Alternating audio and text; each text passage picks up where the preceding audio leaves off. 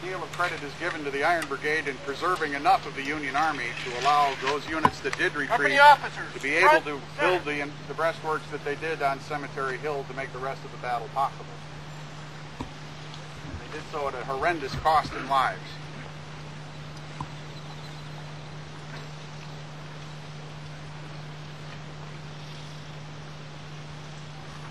Front. Forward. March. Oh.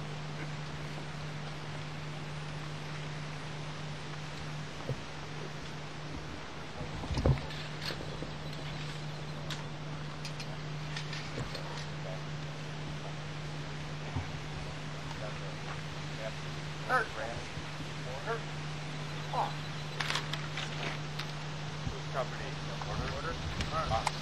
At this point, the colonel is telling his company officers what is to be expected of the following formations and what they'll be doing, so that it's all clearly understood and nobody makes any mistakes.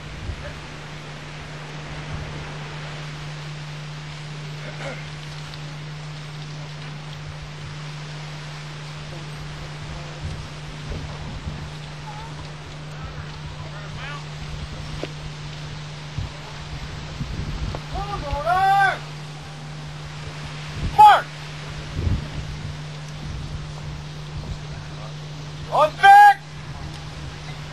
Say that!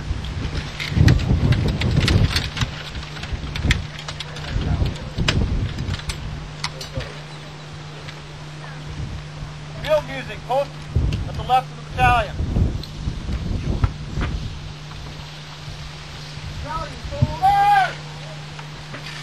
Arm! Battalion, left! Stay!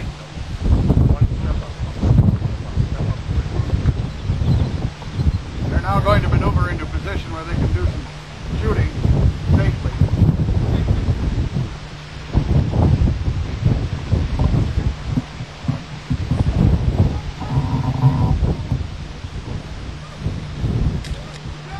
From the beginning of their training, the men are taught what is called load in 9 times. It's a 9-step process to have the gun from the empty condition at shoulder arms back to a loaded condition at shoulder arms. Started out by having each step designated. Maybe my friend here could go through the steps with me as we do load in 9 times. First command, load. The soldier opens up his cartridge box and is prepared to take a cartridge out. Next command is handle, cartridge. He pulls the cartridge out, puts it to his teeth. Tear, cartridge. Rip a piece of paper that's on that cartridge in your teeth and you rip it. At which point you put your hand in front of the muzzle of the gun like this.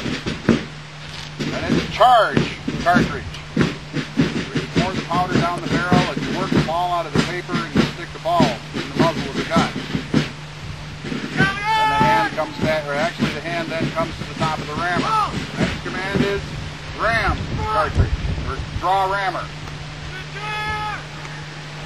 So in 2 motions, moves the ramrod up and places it at the mouth of the gun, the muzzle. And it's ram cartridge, where the soldier then rams the cartridge down until the bullet is seated on top of the powder. There cannot be an air gap or the gun might blow up. He then holds the rammer up with his thumb. The next command is return rammer. Halfway out, invert the hand.